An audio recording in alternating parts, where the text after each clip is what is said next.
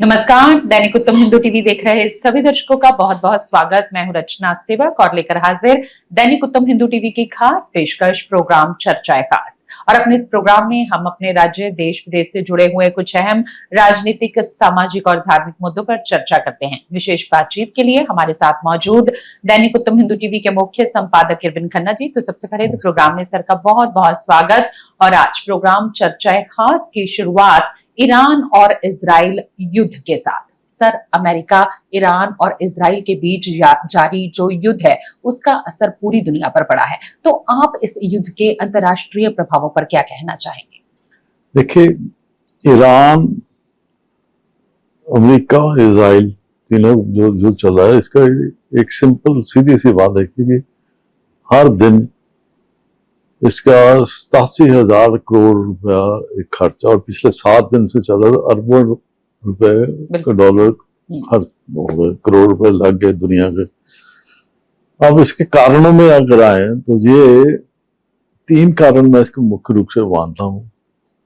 एक तो जब पिछले 4 दशक से कह लें, ईरान में जो इस्लामिक एक सत्ता रही, उसकी जो सोच थी वो अमेरिका और इजराइल के प्रति कट्टरवाद तो था अपनी जगह, क्योंकि वो सत्ता में धर्मगुरु के रूप में बैठे थे सर्वोच्च नेता खुमैनी।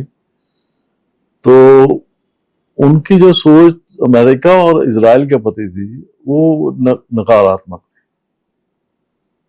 एक तो 40 सालों में, पिछले 40 साल देखे तो ईरान ने हमेशा अमेरिका को एक ताना मारना या उसको एक पंजाबी कहने चूटी मारना, ऐसी हरकतें की जिसके अमेरिका के वो तनाव में रखे या अमेरिका को चुनौती देने की स्थिति में बने। इजराइल के प्रति तो सीधी थी कि इजराइल को हम नक्शे से, दुनिया के नक्शे से खत्म करना।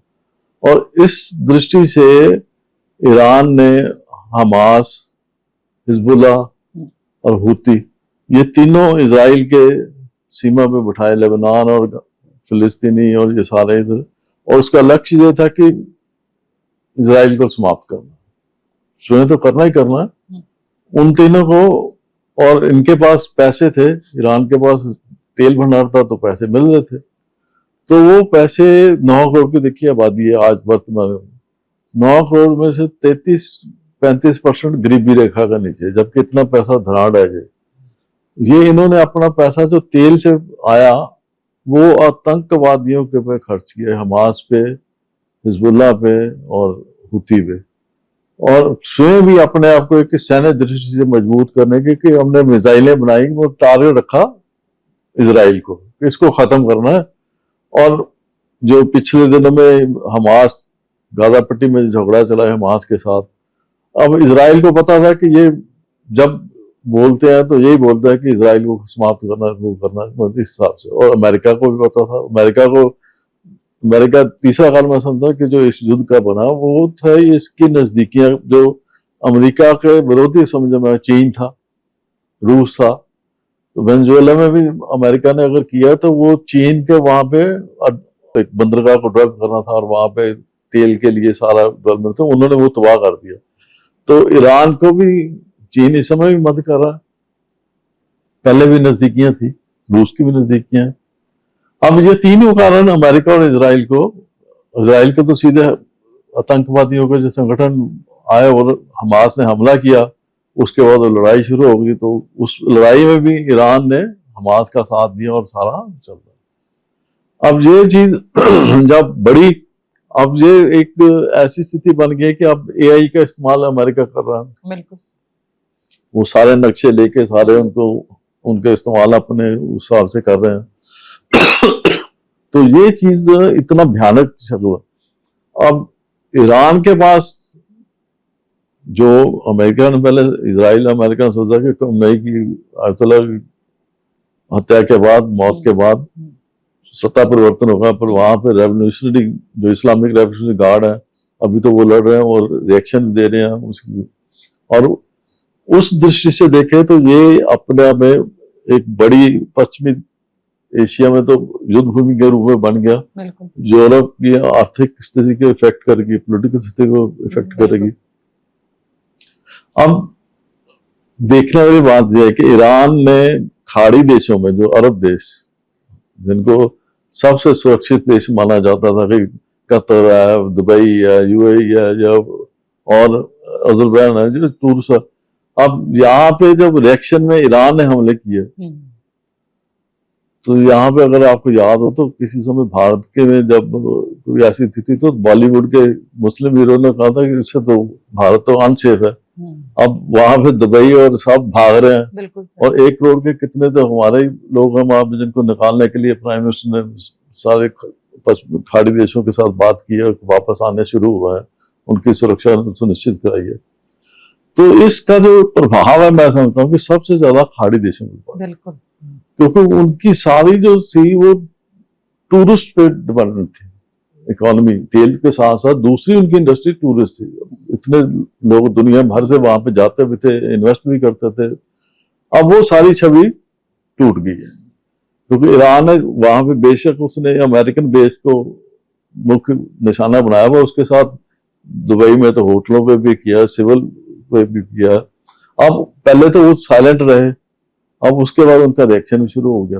अब मिसाइलों को उनको जवाब देना भी शुरू कर दिया। ईरान और आपस में जो खाड़ी देश सारे जो इस्लामिक ब्रदरहुड या मुस्लिम ब्रदरहुड की जो बने हुए थे, वो छवि टूट गई। अब उसका जो एक तो ये टूरिस्ट हुआ, इसका मतलब उनका इकोनॉमिक साइड जो वो कमजोर होगी, इफेक्ट होगी।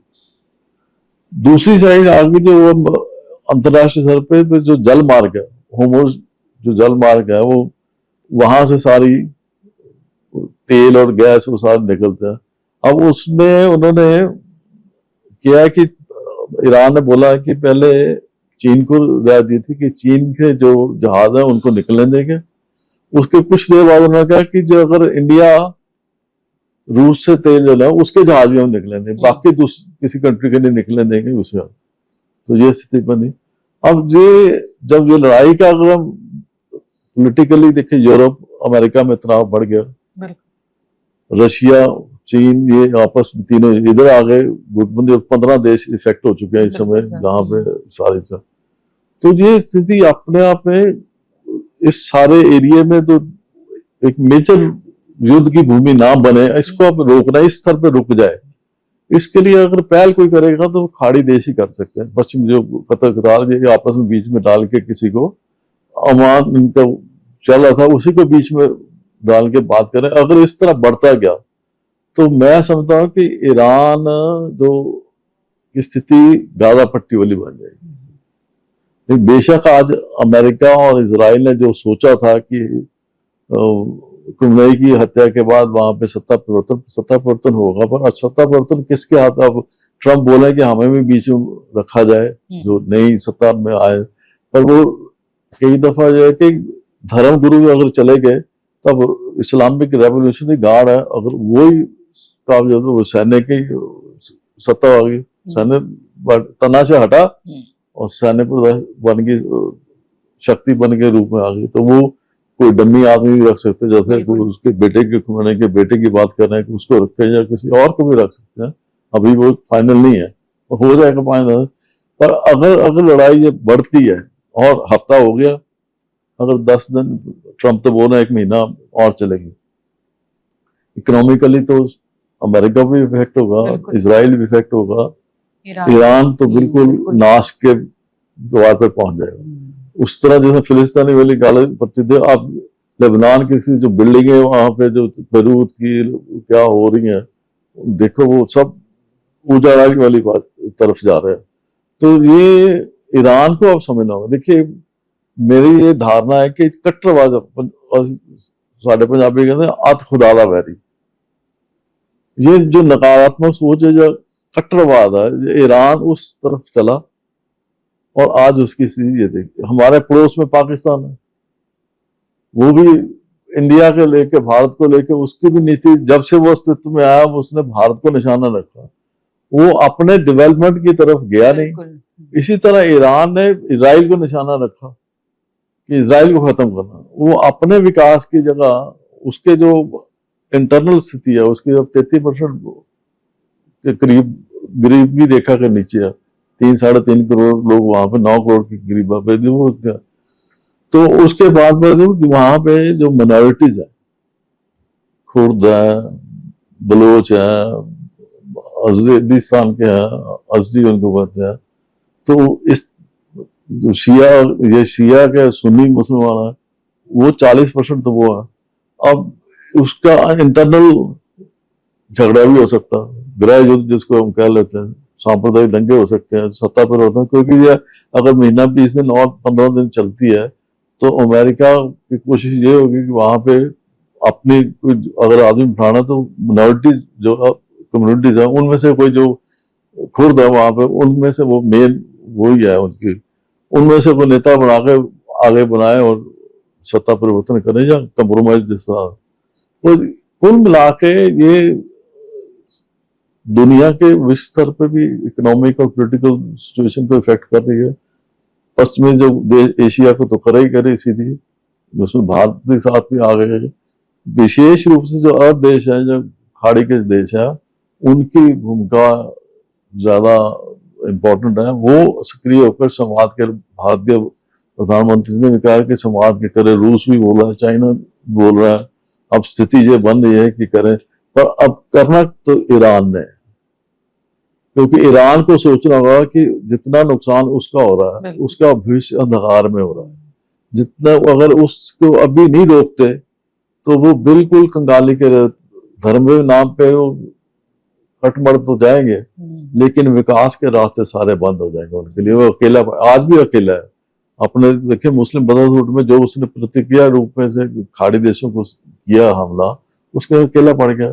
तो अब मुस्लिम देशों में से प्रेशर बने, वो आगे आए, सत्ता परिवर्तन करें, अमेरिका को जैसे भी संवाद के द्वारा सत्ता परिवर्तन करेंगे और युद्ध को रोकना। युद्ध रुकना ही ईरान और खाड़ी देशों के लिए, विश्व के लिए, तो संवाद से ही समस्या हल होगी। जो प्रधानमंत्री के संवाद से ही है। हम भारत शुरू से ये कह रहा है कि हम किसी के पक्ष में नहीं है, पर संवाद से ये समस्या हल हो। तो ये बहुत अंतरराष्ट्रीय स्तर पे बहुत एक थर्ड वर्ल्ड वॉर की तरफ ही जा सकती है। अगर अभी नहीं संभलती तो ये नुकसान ज्यादा हो सकता है। इसलिए संवाद का एक रास्ता जिसपे चलना चाहिए। प्रोग्राम में आगे बढ़ेंगे और बात करेंगे ईरान इजराइल युद्ध की वजह से भारत की अर्थव्यवस्था पर पड़ने वाले प्रभावों की। सर, ईरान इजराइल युद्ध के कारण भारत की आंतरिक राजनीति और अर्थव्यवस्था पर आप क्या प्रभाव देखते हैं, इसके बारे में जरूर अपने विचार साझा करें। देखिए, आज ही आ गया कि गैस के दाम बढ़ गए। बिल्कुल सर। और सिलेंडर 3 हफ्ते के बाद मिलेगा। हर घर की रसोई इफेक्ट होगी भारत की। पहली बात तो यही होगी। दूसरी बात यह है कि भारत का निवेश कम होगा। विकासशील देश है भारत। भारत ने सारा एक निवेश पे आकर्षित, जो हालात पहले बने थे रूस और यूक्रेन की लड़ाई के बाद और चाइना की, अमेरिका की अपने इकोनॉमिक पॉलिसी की वजह से, टैरिफ के जो चले, तो उसका विकल्प भारत था।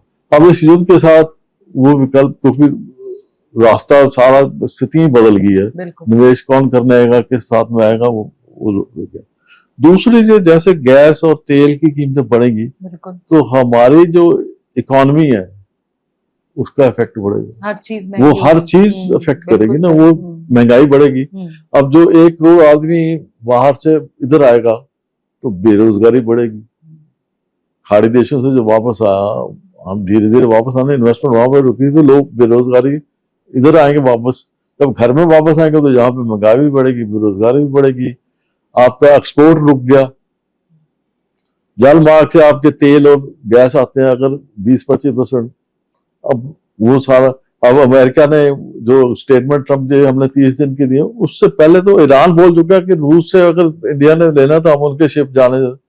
मतलब तू कौन, मैं खाम खा। बिल्कुल ये ना किसी ने मांगी तेरी परमिशन, ना किसी ने किया, आप बोल दे। और यही भारत की राजनीति का ये दुखदाई पहलू है कि विपक्ष फटाफट ट्रंप की बात पकड़, देखो हम तो उनके अधीन हो गए, उनके अधीन हो।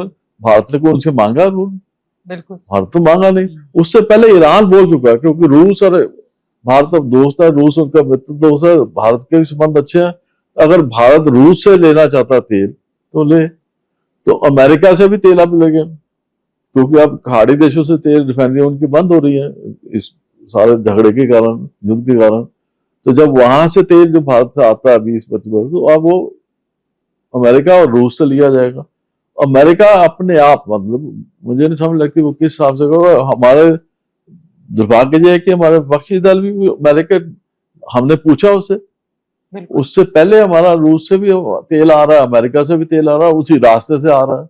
और ईरान उससे पहले कह चुका है कि रूस से जो तेल लेना है भारत के जहाज जा सकेंगे और दुश्मन देशों के जहाज नहीं जाने देंगे, हम रोकेंगे उन पर। तो ये एक बात स्थिति होगी। इसके साथ साथ ये समझे कि पिछले दिनों जो कांग्रेस के संसदीय दल नेता है सोनिया गांधी, इन्होंने एक लेख प्रकाशित हुआ था बड़े मीडिया में, अखबारों में सारा, उसमें ये आरोप लगाया कि देखो जी, ईरान के जो नेता खुमैनी की हत्या के बाद भारत ने निंदा नहीं की, और जब भारत के इजराइल गए थे प्रधानमंत्री तो उसके तत्काल बाद वे आ गए थे, इनको पता होगा भाई अगर जो भी स्थिति है ऑपरेशन सिंदूर का हमने किसी को बताया था कि हमने करना। ये हर एक अपने देश की अपनी नीति है, उन्होंने अपने हिसाब से संकेत दिया भी होगा। तो अगर संकेत दिया भी तो भारत कैसे बोल दे कि हमला होने वाला है, कब होगा नहीं होगा, किस बात को, कोई नहीं। दूसरी बात यह है कि जो राजनीतिक दृष्टिकोण से जो ले लिखा गया, वो शिया की जो संख्या ईरान के बाद भारत में सबसे ज्यादा, इसलिए वो धर्मगुरु, देखो एक तो सर्वोच्च नेता थे ईरान के, दूसरा वो सर्वोच्च धार्मिक गुरु भी थे। तो धार्मिक गुरु होने के नाते उनके फॉलोअर भारत में भी हैं, पाकिस्तान में भी हैं, इराक में भी हैं। शिया सुन्नी का झगड़ा अलग है, पर शिया है तो वो प्रोटेस्ट, रोष प्रदर्शन चल रहे हैं, वो सुधार। पर जो सोनिया गांधी का लेख है उसमें उसकी जो भाव है या उसके जो मैसेज संदेश मिलता है, वो देश हित को छोड़कर वो वोट बैंक को प्राथमिकता देगी। देखिए हमारे संबंध इजराइल से भी हैं और ईरान से भी, पर अगर दोनों की वैसे तो तुलना हो ही नहीं सकती, क्योंकि रूस के बाद सबसे निकट जो हमारा मित्र है वो इजराइल है। ईरान व्यापारिक दृष्टि से हमारा है।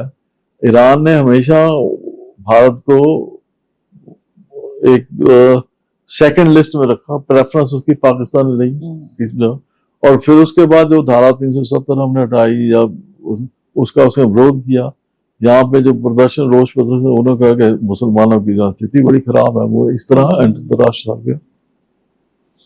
तो ये चीजें देखना चाहिए कि अगर हमें दोनों में से किसी को चुनना होता है, इजराइल हमारे पास ऑप्शन है, क्योंकि इजराइल ने हमारे हर दुख सुख में साथ दिया।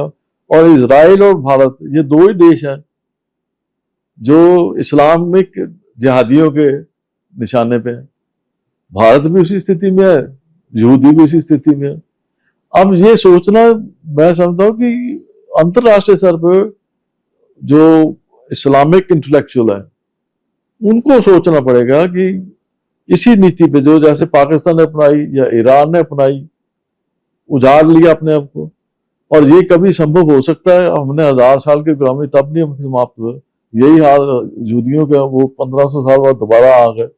तो अब उनको स्वीकार ना करना, ये तो है कि आप देखते हुए आंखें बंद कर लो, पता है भी ये नहीं कुछ हो सकता, तो आप अपनी इंटरनल राजनीतिक या अपने एक नकारात्मक सोच या कट्टरवाद को, जब तक इसकी निंदा नहीं होगी, अगर इसको धारणा कर भारत में भी राजनीति हो, पाकिस्तान में भी राजनीति हो, ईरान, इराक, तो वो फिर हमेशा टकराव और तनाव रहेगा।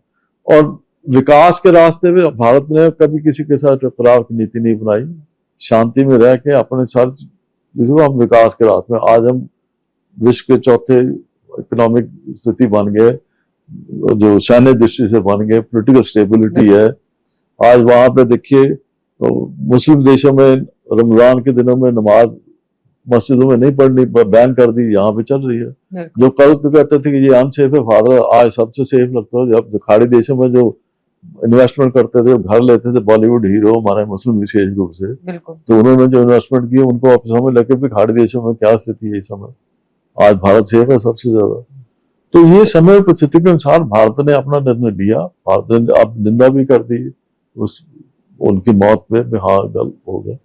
तो ये जो राजनीति, जो भारतीय राजनीति में कहता हूँ, ये दुखदायी पहलू है कि आप सत्ता पक्ष का विरोध करते हुए राष्ट्र के हित का विरोध ना करें। ये जो पहलू है ना, ये नुकसान है। आर्थिक स्थिति तो जो बाकी जो मैंने कहा कि जो विश्व के साथ ही है, सब पे पड़ेगा, किसी पे ज्यादा किसी पे कम। पर ये राजनीतिक दृष्टि से कौन से ये चीज समझनी चाहिए कि समय और परिस्थितियों के साथ हर सरकार ने निर्णय लिए, राष्ट्र हित हमारी प्राथमिकता होनी चाहिए, सत्ता विरोध हमारी प्राथमिकता होनी चाहिए। ये जो सत्ता के लिए हम सिर्फ विरोध के लिए विरोध करते हैं, ये गलत है। इस यहाँ भी स्थिति में यही कांग्रेस की जो तुष्टीकरण की नीति कह लें, वोट बैंकों की नीति कह लें, वो गलत है। राष्ट्र हित पहले है। राष्ट्र हित के भारत ने खाड़ी देशों के सबसे ज्यादा किया, अपने वापस लाने के लिए भी, उनकी सुरक्षा के लिए भी, सारी चीजें इस तरफ ध्यान जाना चाहिए थे, ना कि इसलिए कि निंदा नहीं करी, फलाना नहीं करा। ये गलत बात है। प्रोग्राम में आगे चर्चा करेंगे बिहार के मुख्यमंत्री नीतीश कुमार की। सर, बिहार के मुख्यमंत्री नीतीश कुमार ने मुख्यमंत्री पद छोड़कर राज्यसभा जाने का निर्णय स्वीकार कर लिया है, तो आप इस राजनीतिक घटनाक्रम को किस तरह से देखते हैं, क्या कहना है? देखिए, अभी 16 मार्च को इसका रिजल्ट आना, पेपर तो उन्होंने फर्क कर दिया। उनका बेटा कल 8 मार्च को उनका नॉमिनेशन जेडीयू में भर्ती, मतलब सदस्यता ग्रहण करेंगे। देखिए, ये भी मैं कहता हूँ नीतीश कुमार का मास्टर स्ट्रोक है राजनीतिक। 20 साल उन्होंने बिहार की राजनीति के मुख्यमंत्री बने, ये सबसे छोटा दौर तो यही है। 2025 में जब विधानसभा, देखिए इसको समझे, उनके पास मेरे हिसाब से नीतीश कुमार के पास कोई विकल्प नहीं था, क्योंकि 2025 विधानसभा चुनाव में 89 सीटें आई थी भाजपा की, 85 जनता दल जो की, बाकी जो पासवान की पार्टी और दूसरी जो एनडीए थे उनकी अपने, अगर वो भाजपा उस हिसाब से करे तो वो जेडीयू को छोड़ के भी अपना सत्ता में आ सकते, पर नहीं, उन्होंने उस समय स्थिति को समझा हुआ था, उन्होंने नीतीश कुमार के बाद। अब नीतीश कुमार को भी पता था कि मैं अतीत की तरह, नीतीश कुमार जैसे अतीत में एनडीए को छोड़ के कांग्रेस और जनता और आरजेडी से, लालू प्रसाद की जाकर सत्ता में आ गए थे। अब 2025 में स्थिति बिल्कुल बदल गई थी, क्योंकि ना कांग्रेस के पास उतनी संख्या थी, ना आरजेडी के पास। अब इनको पता था कि मैं छोड़ के जा नहीं सकता, भाजपा मुझे तोड़ के अपनी सत्ता बना, सीएम बना सकती है, पर भाजपा ने उस समय नहीं किया, अब भी बना सकती है। तो नीतीश कुमार को इस बात का समझ लगी कि मेरे को जब भी चाहे तो मुझे बदल सकते हैं, और उसके साथ साथ उनको, अगर वो बदलते तो उनको अपने बेटे को राजनीति में लाने के लिए सबसे बड़ी मुश्किल होती है। अब स्थिति ये है कि उन्होंने अपने सीएम पद के छोड़ के बेटे के लिए अगर डिप्टी सीएम मांग रहे हैं, तो बेटे के लिए जब वो विधायक राज्यसभा में जाएंगे तो अपनी सीट विधानसभा भी, उनके तो वैसे भी अपर, तो जगह देके उनको लाएंगे, अपर उसके वहां पे भी है, आप सीधे इलेक्शन नहीं लड़े, पर उसकी सीट पे खाली करेंगे तो आप बेटे को लाकर उसमें डिप्टी सीएम बना लेंगे। तो अगले 3-4 साल में उनको लगता है कि मैं अपना बच्चा, बेटा जो है उसको बिहार की राजनीति में एस्टैब्लिश करने, क्योंकि खुद दिल्ली में बैठ जाएंगे तो बिहार में बेटे को सहयोग देके ले आए, राजनीति मुख्य धारा में ले आए। अब भाजपा की ये स्थिति है कि भाजपा ये एक पहला बिहार ऐसा प्रदेश है जिसमें भाजपा का कभी सीएम नहीं बना, तो उसको ये पहला अवसर है कि मेरा सीएम बने। कौन बनता है ये तो 16 के बाद पता चलेगा भाई क्या, पर ये मौका ऐसा है भाजपा के पास, अगर सीएम उनका पहले ये बनना है, ये तो क्लियर हो गया अभी वही बनेगा, तो उनको अगले जो 5 साल में उनकी कोशिश होगी कि जैसे यूपी या बॉम्बे, महाराष्ट्र में हमने अपने, राजस्थान में अपने सीएम बनाया, तो अगले विधानसभा चुनाव में हम अपनी स्थिति इतनी मजबूत कर ले कि हमें किसी और पर निर्भर होने की, अधिक निर्भर होने की, गठबंधन तो रहेगा लेकिन वो अपने आप में मेजॉरिटी आ जाए तो वो और सेफ हो जाएंगे। तो इसी धार से नीतीश ने अपने इंटरेस्ट से देखा, भाजपा ने अपने हिसाब से देखा। तो एक समस्या जो मैं समझता हूँ नीतीश कुमार के लिए, क्योंकि उनके अभी तक तो उन पे उंगली नहीं उठी। पर वो लालू प्रसाद यादव और वो एक ही बात व्यक्त करते, परिवारवाद। तो जब इन्होंने अपने बेटे के लिए उप मुख्यमंत्री का पद मांग लिया तो फिर परिवारवाद तो इधर भी शुरू हो गया। तो ये उस चीज को बिहार की जनता के सामने कैसे देखेंगे, ये एक समस्या आ गई। और भाजपा को भी समस्या आ गई, तो भाजपा में लालू को परिवारवाद में घेरा, नीतीश ने भी लालू में।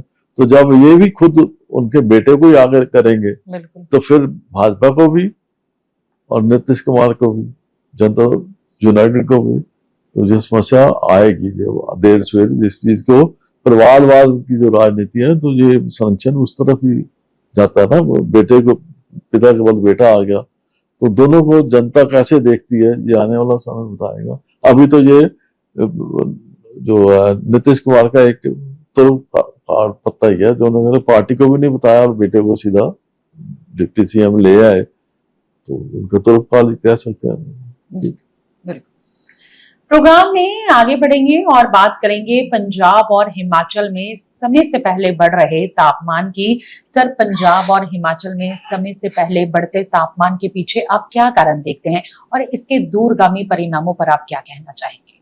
देखिए, एक तो देखिए फरवरी और मार्च में 33 डिग्री हिमाचल में भी, पंजाब में भी, हरियाणा सारी साइड में अपने आप एक चिंता का विषय है, एकदम इतनी जरूरी। और फरवरी में बारिश जो थी वो कम हुई हमारी। अभी काशी विश्वविद्यालय के अध्ययन आया कि जो पराली के जलाने से केवल हवा नहीं प्रदूषित होती, धरती का तापमान में 1% बढ़ता है। बड़ा है, मतलब उन्होंने कहा सारे चक्कर में, सारे जैसे नॉर्थ बेल्ट में पंजाब, हरियाणा, हिमाचल, ये सारे जहाँ पे पराली के कारण, जो राजस्थान, दिल्ली, ये सारे, यूपी भी, धरती का तापमान 1%, 0.56 1% या आधा % गिर रहा है, वो बढ़ रहा है। तो एक तो पराली के तापमान से बढ़ा, बारिश कम होने से बढ़ा। दूसरी जो मैं समझता कि हमारा जो वन, हमारी कटाई जो अभी हाईकोर्ट ने भी, सुप्रीम कोर्ट ने, कितने वन का वृक्ष काट रहे हो, कितने रह गए, डेवलपमेंट के नाम पर जो वृक्ष कटाई इतनी तेजी से हो रही है, अब उतने लगते नहीं, या उतने बनने में जो उस स्थिति में आने 20 साल लगते हैं। अगर एक वृक्ष काट दिया तो उसके 20 लगाएंगे तो अगले 10 साल में जाकर उसकी असर हमें मिलेगा। तो एक तो वन कटाई, दूसरे हमारी नदी राज, इनमें प्रदूषित, ये भी फर्क, तापमान का ये भी फर्क पड़ता है। दूसरी हमारी अपनी जीवन शैली है, जितने हम मोटर कार ये इस्तेमाल करते हैं, एसी जितने चलते हैं, ये सारी चीज तापमान को बढ़ाता है। इलेक्ट्रिसिटी जितनी भी है, बल्ब, बिजली पर, ये छोटी छोटी बातें जब हम देखते नहीं है और अपने जीवन शैली में जब इस अपना एक अंग संग बनेंगे, डेवलपमेंट के नाम पे हमने जो पथरीला काम कर दिया, वृक्ष काट दिया, उसका असर, बढ़ती कारों का असर, मोबाइल का असर, बिजली का असर, और जो भी समझे गैस है, चूल्हे हैं, सारे आ गए। तो ये किसी न किसी हमारे खाने पीने के भी हिसाब से भी सारी चीजें मिला के, ये जीवन शैली को कह लें, वन की कटाई कह लें, ये और जो भौतिक सुख सुविधा को हमारी प्राथमिकता होती जा रही है, और नेचर से हम जितने दूर होते जा रहे हैं, हम प्रकृति को समझ नहीं पा रहे। पहाड़ों पे जो हम पर्यटक जाते हैं, वो अपने हिसाब से जो वहां पे गंदगी फैला के आते हैं या बेपरवाही करते हैं, और उनको संभालना मुश्किल होता है इतनी जगह। तो वो अपने आप में हमें कॉन्शियस होना पड़ेगा, क्योंकि एक रिपोर्ट ये भी आई है कि 2050 तक इसी तरह सिलसिला चल रहा है तो भारत उन देशों में होगा जहाँ पे भीषण गर्मी पड़ेगी। भीषण गर्मी के कारण एक और रिपोर्ट साथ में आई है कि कनक के दाने सूखने शुरू हो गए। कनक हमारा एग्रीकल्चर बेस है, कनक हमारी बड़ी फसल है, और गर्मी के कारण हमारा कनक का दाना ही अगर छोटा होगा, क्वालिटी इफेक्ट होगी, तो हमारा विष क्या होगा, ये भी सोचने की बात है।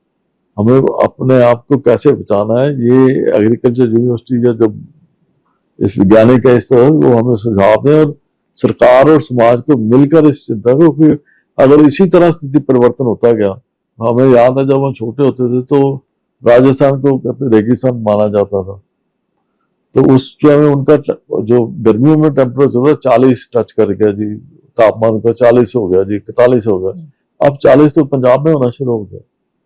33 तो आज मार्च में है, तो जब मई जून आना है तो 40, 41, 42 हो, तो रेगिस्तान वाली स्थिति में हमें पानी कम हो रहा है, तापमान बढ़ रहा है, बारिश कम हो रही है। तो ये कहा, ये संकेत मिल रहे हैं, अब इस संकेतों को समझने की जरूरत है। अगर नहीं समझते तो हमारी भावी पीढ़ी हमें कटहरे में खड़ेगी कि हमें, हमारे पूर्वजों ने हमें क्या कुछ दिया और हमने अपनी भावी पीढ़ी को क्या दिया। तो प्रश्न चिन्ह हमारे पे लगेगा, इस पीढ़ी पे लगेगा जो अब केवल भौतिक सुविधा को लेकर कर्म करती चली जा रही है, अपने भावी पीढ़ी को भविष्य को लेकर खिलवाड़ ही समझते, या एक उनको अंधी गली में फेंकने वाली बात है कि उनके लिए बहुत बड़ी समस्या हो जाएगी जब तापमान कम हो जाएगा, बारिश कम हो जाएगी, भूमि का पानी कम हो जाएगा, हवा प्रदूषित होगी, तो जिएंगे कैसे? उनका जीवन या स्वास्थ्य वो अभी से, जो छोटे बच्चों में खान पीन के हिसाब से भी अभी चिंता का विषय स्वास्थ्य चिंता बनी हुई है। तो जो नूडल्स और फास्ट फूड खाते हैं वो हेल्दी खाना तो है नहीं। तो ये चीजें हमें आप अभी से, जो सरकार और समाज को मिलकर ये अभियान चलाना पड़ेगा कि हम अपनी जीवन शैली भी बदलें और ये जो बढ़ता तापमान है उसके प्रति सचेत हो गए, वनों को संभालें, अपने दरियाओं को संभालें, पहाड़ों को संभालें, ताकि ये प्रकृति के साथ जो छेड़छाड़ है वो कम से कम हो, तभी हमारा बचाव है। अगर प्रकृति ने अपना विराट रूप दिखाया या क्रूर दिखाया तो पीछे हिमाचल में, उत्तराखंड में क्या कुछ दिखा वो हमारे सामने, पंजाब में बाढ़ आई वो हमारे सामने है। तो आगे भी भावी पीढ़ी के लिए समस्याएं कम करें, ये हमारा कर्तव्य बनता है। बाकी प्रकृति तो संकेत दे ही रही है, चिंता हमें होनी चाहिए कि हम आज का और कल हमारा क्या स्थिति बनेगी। तो ये एक चिंता का विषय है, सबको अपने अपने स्तर पर जब कोई योगदान जितना कर सकता वो जरूर करे। तो ये था हमारा आज का प्रोग्राम चर्चा खास। अगले हफ्ते और नए मुद्दों के साथ होगी आपसे मुलाकात। तब तक के लिए मुझे रचना को और सर को दे दीजिए इजाजत। नमस्कार।